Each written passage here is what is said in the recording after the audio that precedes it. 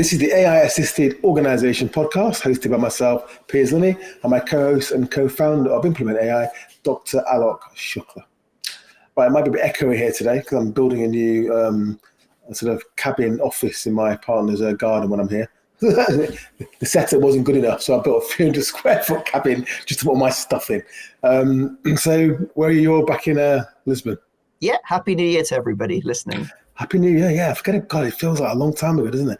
I always think, when do you stop saying Happy New Year? But I think it's probably Monday. So we've had a very busy, haven't we? I mean, I kind of look, my day in January was kind of like more or less quite empty, and now it's just completely like solid chocker, which is good news. So we kind of hit the ground running. We closed the sort of initial seed financing in December, you may have read about, and now we're sort of really sort of going hard at it now. So we're going to be talking really about more business. Say that again. Putting agent teams into more businesses, basically, isn't it? Yeah, so really about just the practicalities of it, just getting on with it. We've spent 18 months really, working with clients and companies of all different sizes to learn about how they approach AI, how the technology works, how it can be integrated, how you approach it, how you train teams, how you implement it, which has been fantastic learning, and do read our white papers on that. But 2025 is the year of, either going at it at a hell of leather or dipping your toe in AI, putting it to work. Aalok likes to say, growing your workforce, but not your payroll. Exactly.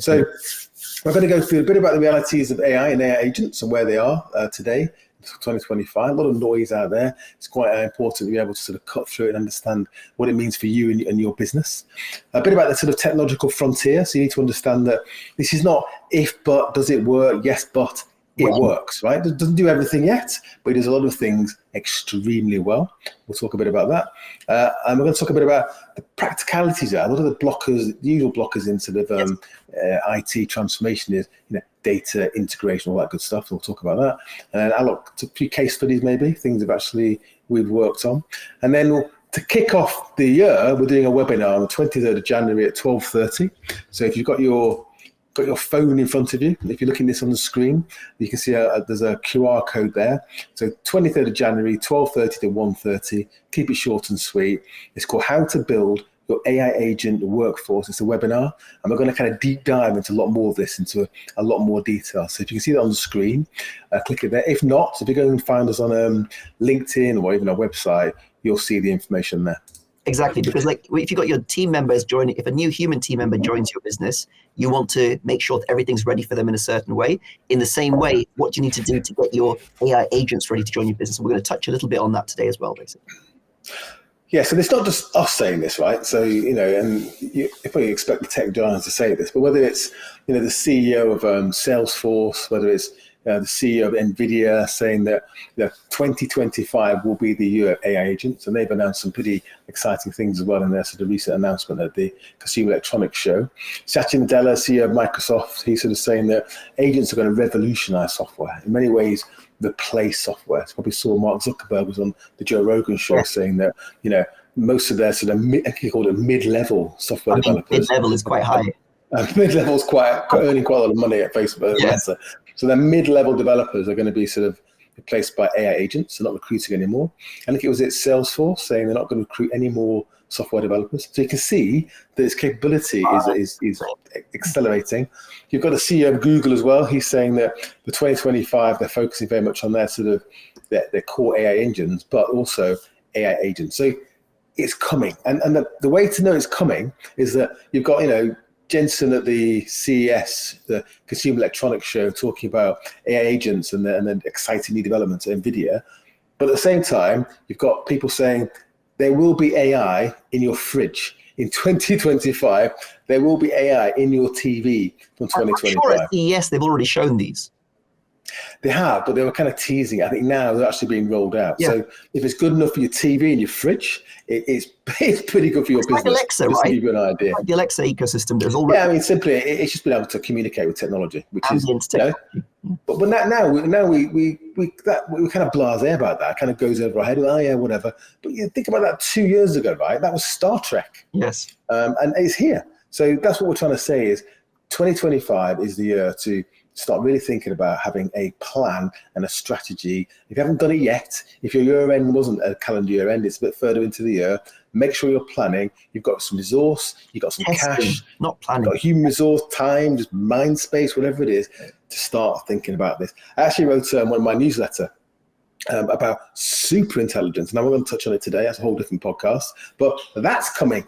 So if you're not ready for AI, never mind generative AI, you're going to have super intelligence coming quite soon, and that's going to completely transform organizations.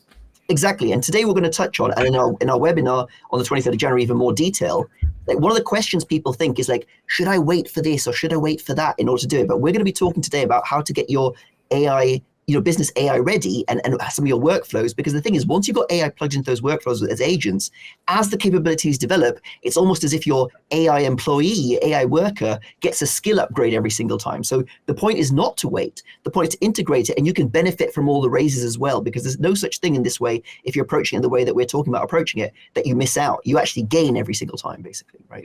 Yeah, so 2025, it's time to put AI to work. So let's just touch on a little about the sort of the technological frontier, right? So where are we? So we often talk about our 2x2 matrix, the technology, how good is it, the frontier, how capable is it, where's it going? Then you've got the ROI, and it's a balance, isn't it?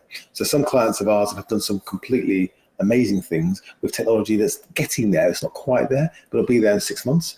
And the ROI is, not quite there yet, but you can see that when the tech can do it well, it'll be enormous. We tend to play in the box, which is we know the tech works, it's very, very good, and there's an ROI. Yep. And in that box, I think it was the CEO of Google, I can't remember exactly who it was, said that maybe it was Ray Kurzweil or Ethan Mollick, actually, one of these AI researchers, saying that if generative AI stopped today, in terms of its R&D, there's about 4 years of work to integrate that into our economic system, into our business systems, into our technology. Think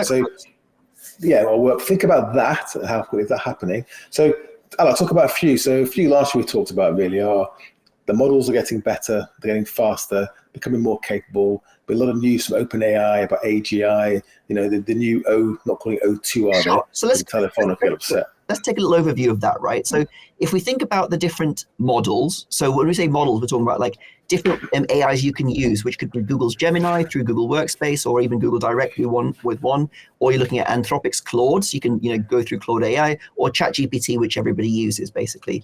High level, there's been kind of three main kind of like areas amongst which the AI's capabilities have increased a lot. And if you don't know it, here's what you need to do.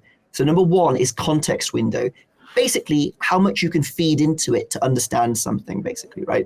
Before, it used to be the context window was like a couple of paragraphs or even half a page or whatever it is. Now it's huge, basically. Like, so for example, with Google's models, you can actually put in like up to 1 million characters almost of text, essentially, right? Like, so a huge amount of like context. So that's like the whole Harry Potter series, isn't it? Exactly. And even with Claude and with ChatGPT, you can also put huge amounts of context in. To make that really example, let's say you had a tender document that you were trying to work on. You could load in pretty much the whole tender document and then discuss and ask questions on it. Or you could load in, let's say, for example, some annual reports of several different companies and then start discussing on it. That's within the context window. So number one kind of like vector to think about is the size of objects and documents that you can interact with, and the complexity of questions you can ask it has increased massively. Okay, so that's like category one.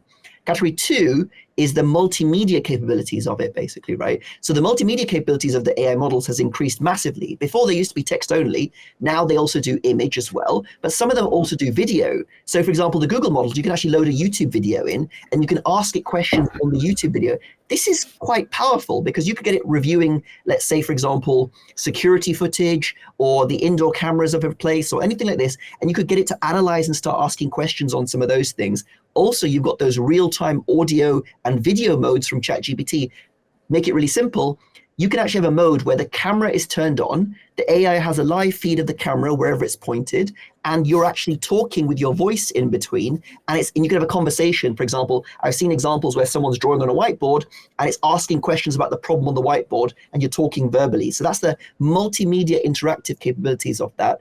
And then the third dimension is what we call action taking. And this is where it's a very new nascent capability where it's what we call computer use or programming an app or actually doing something. So that's where the AI almost can escape the browser and control things, either controlling the mouse, clicking things, opening things, sending you files and doing different stuff like that. So they're the 3 areas that you kind of want to think about. And I'd add one, which great. is kind of an overlay really, but it's agentic AI. So Yes. these AI agents are far more powerful when you have a team, just like humans. You've got different skill sets, different capabilities, different prompts, different integrations, and you put a team together that then have a task to perform.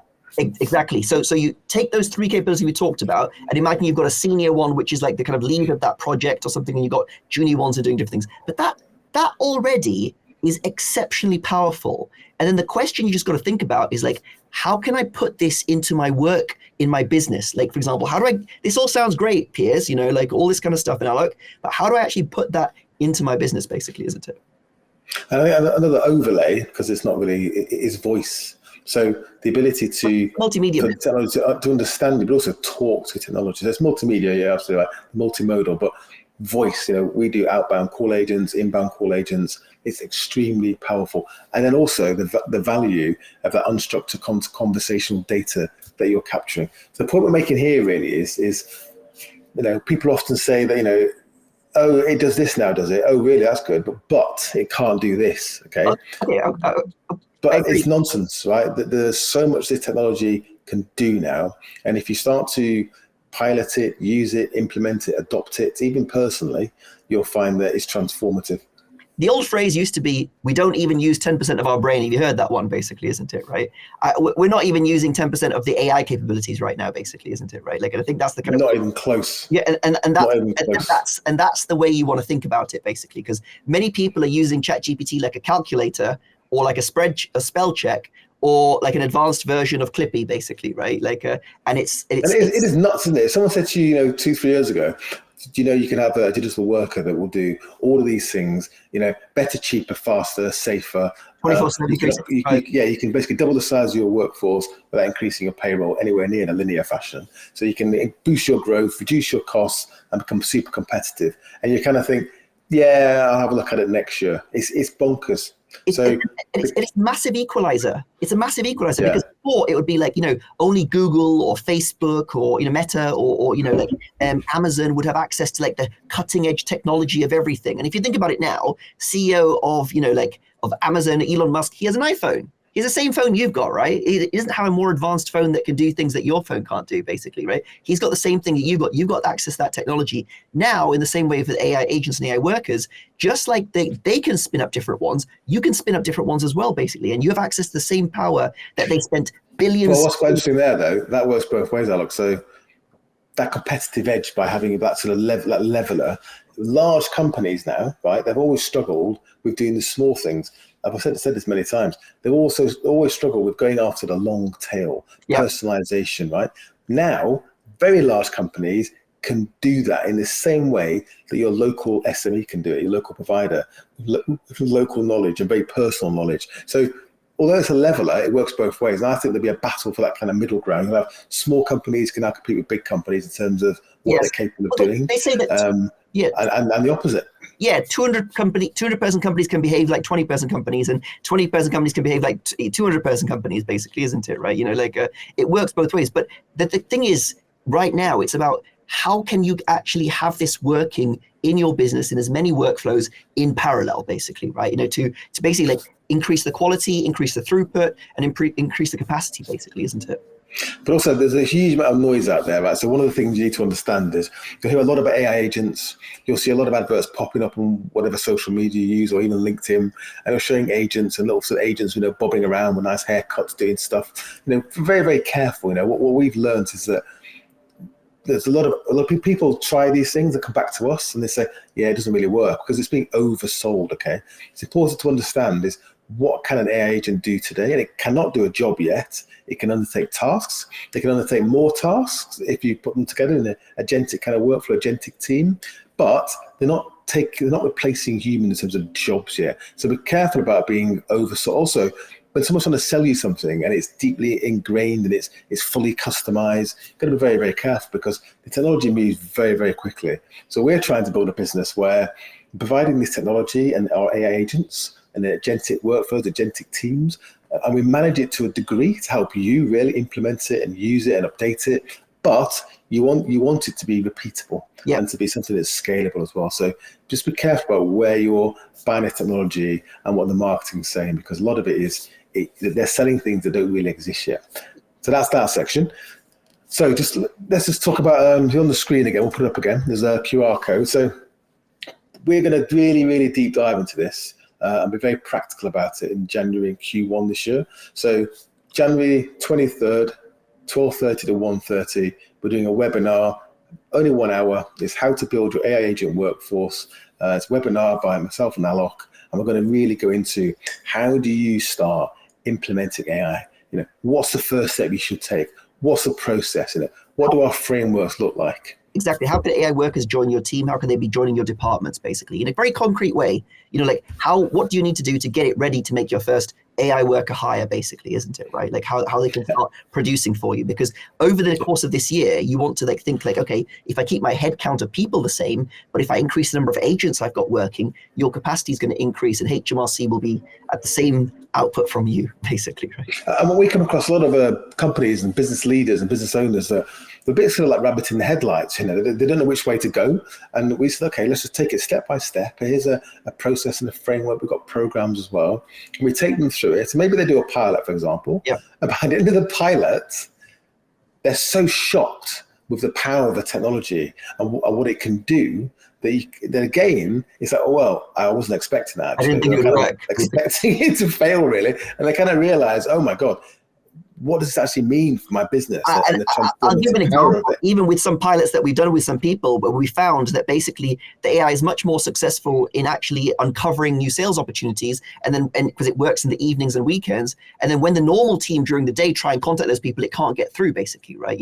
So we found that integrating into your business, it's you might have to reconsider how you're running your normal workflow, but we're going to talk about that a little bit more, basically, isn't it? So if you're new to implement AI, sign up for our AI Insider. Go to the website, go to our resources center, implementai.io, and look at we've got various white papers. We've got our sort of bi-weekly newsletter as well. We've got a lot of output, especially Aalok on LinkedIn as well, in terms of demos and real-world case studies. So go and have a look at that. So let's move on. So one of the key things, Aalok, isn't it, is prep. So It's okay saying I want to implement artificial intelligence, but there are two things that really tend to be blockers, and always is in IT.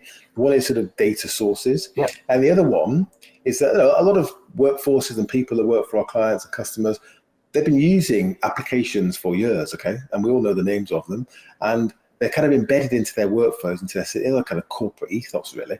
But in a way, AI agents are going to, if you think about what is a SaaS is a technology and you pay per seat typically because someone's operating it, which is not particularly efficient. So an AI agent or a team of agents can now operate the SaaS. Aalok mentioned computer use earlier. So that changes that model. And eventually you'll be able to talk to an AI agent and ask it to complete a task. And if it hasn't got the software, the application, it will just write it on the fly, including UI if necessary, to get the job done and iterate it for each particular use case or example or requirement. So SaaS and these applications are going to change. But for now, we are where we are, and integration is extremely important, and knowing where your data is, how to access it, because AI thrives on access to data, doesn't it? Yeah, exactly. So let's make it really simple, right? So what we're talking about here is having an AI workforce. So different kinds of digital workers, let's call it that, basically, or AI agents that can then join your business. So classically, right now, where the technology is most mature and the use cases overlap would be in kind of three main departments to begin with. Let's say, customer support, customer sales, customer success, and it could also be other areas like compliance and research and other areas of operations and procurement, basically, right?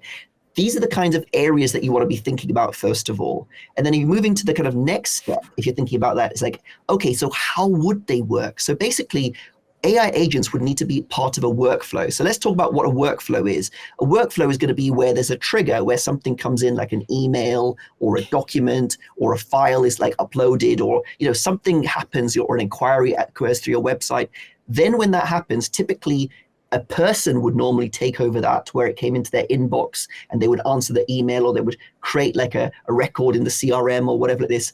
This is where you're actually having all of those steps, rather than having a person involved in it, this is where an AI agent or a digital worker would be connected into that. So basically the key thing to understand is like, you want as many of the steps to be digital, basically. And then what you want to then do is like see where you can get an AI agent which can understand that trigger, that input, and then also what kind of decision do you want it to do? Do you want it to analyze it? For example, let's make a really simple example. You get an opt-in into your website, okay? Normally, you would then pass that to somebody who would then follow up with that person, okay? In a very simple way, what you could have is the AI agent could receive that opt-in. It could then pass it to a different agent who then researches that company and then looks it up on LinkedIn. So opens up a browser on LinkedIn, opens that company up in Google, puts together a little overview of that company in let's say, a Google document or something like that. And then at the same time, overlays that with the sales information it knows for your company and puts together use cases for that company as an example.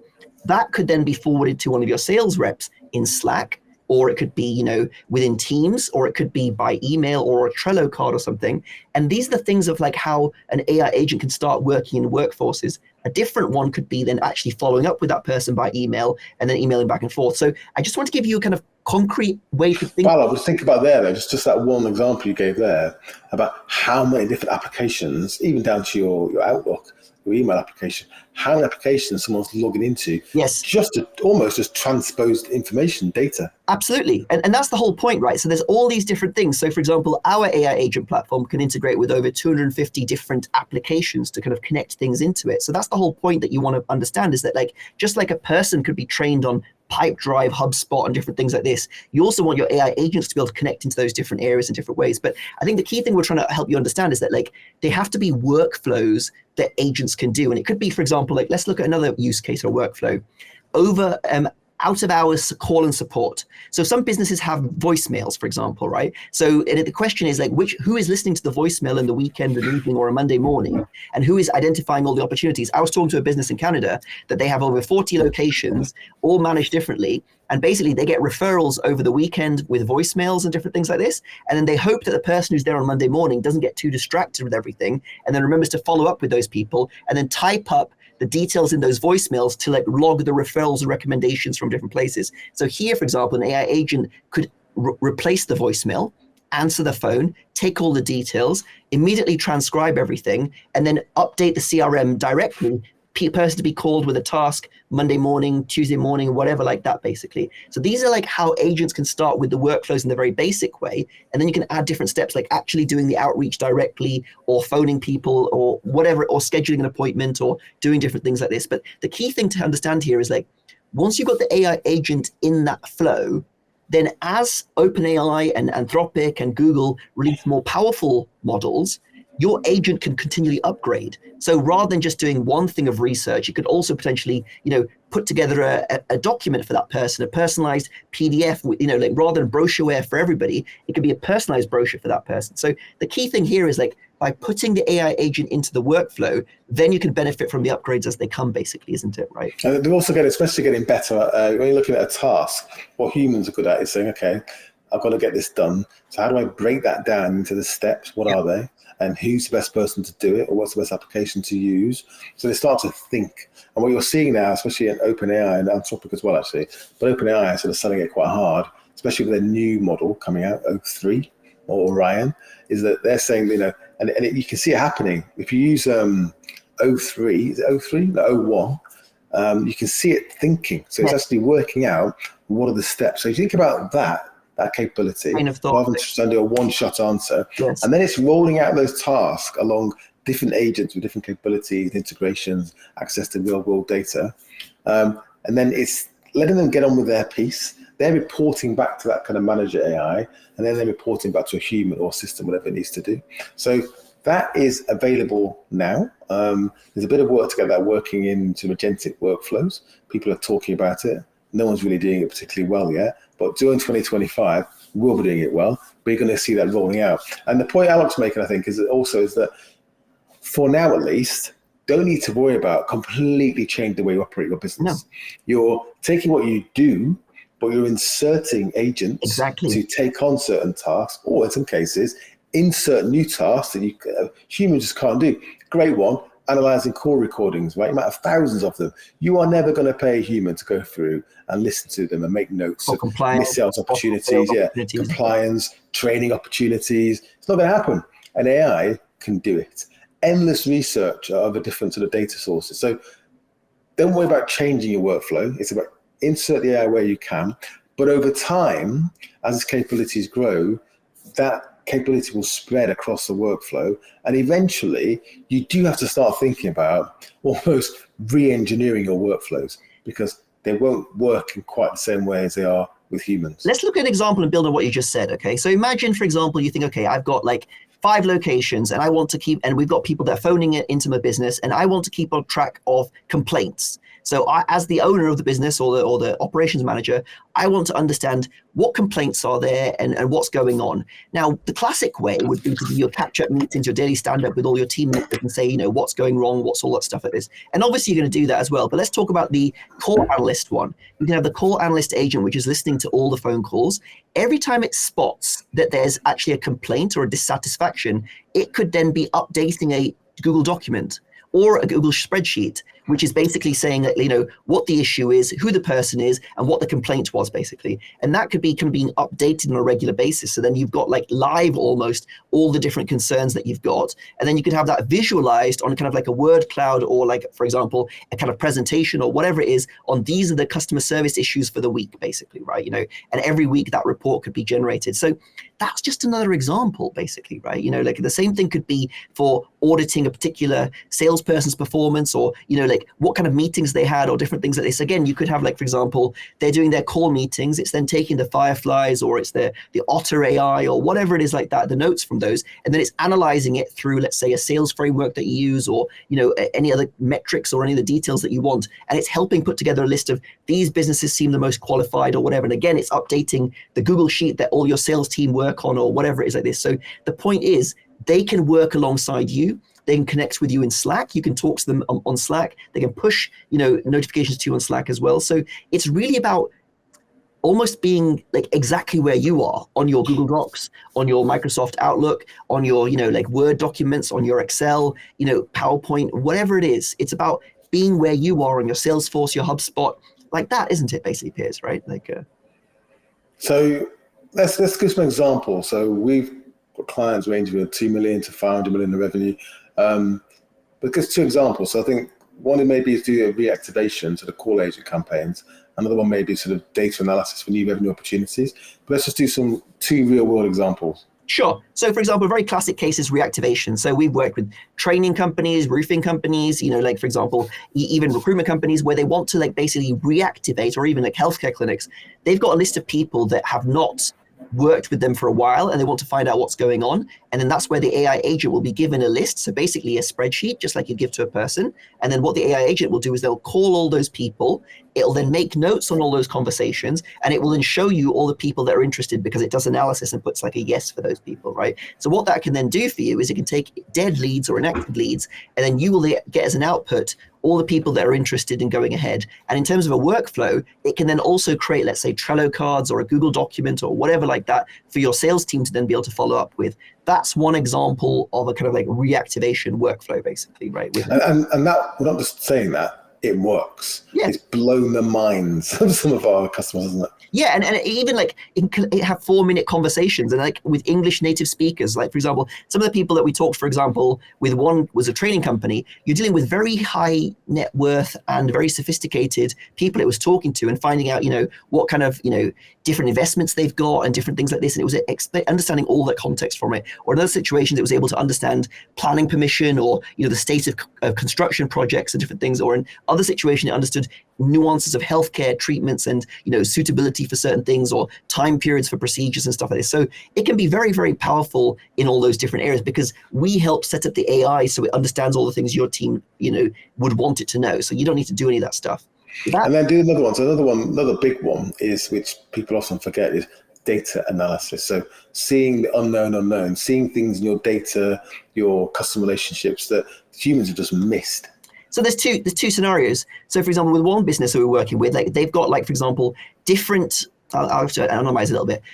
they look after the physical premises for many different businesses, basically, right? And then they notice different things about it. And then, for example, within one area, we were able to like actually discover trends that happened between specific things, specific events, or things that actually happened there. The AI was able to spot particular trends and patterns, which could then recommend, you know, some actions or things like that to happen from it.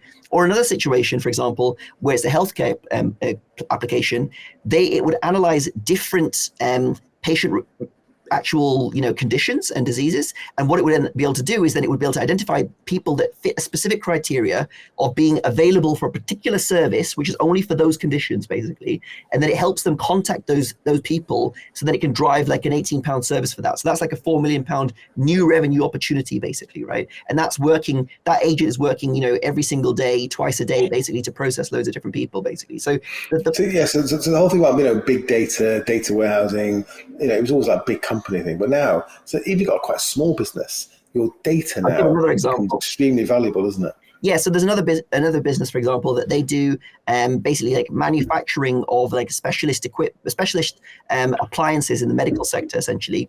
And they've got like customers who've been ordering over a long period of time. We were able to put together some very interesting dashboards and classification of different customers based on how much they're spending, what different product lines they're getting, and different stuff like this. So it's almost like having an expert sales manager who would analyze an account and put together a presentation. No one's got time for that, but the AI can actually do that and work as that. And then what it could then do is it could update HubSpot, or it could update, you know, Pipedrive, or it could update, you know, Salesforce or whatever like this, or even the sales managers. These are high value people, or this is like that. So again, it's like almost roles that you would love to hire someone for, but you can't afford to. You could actually have an agent that would do that task for you, basically, isn't it?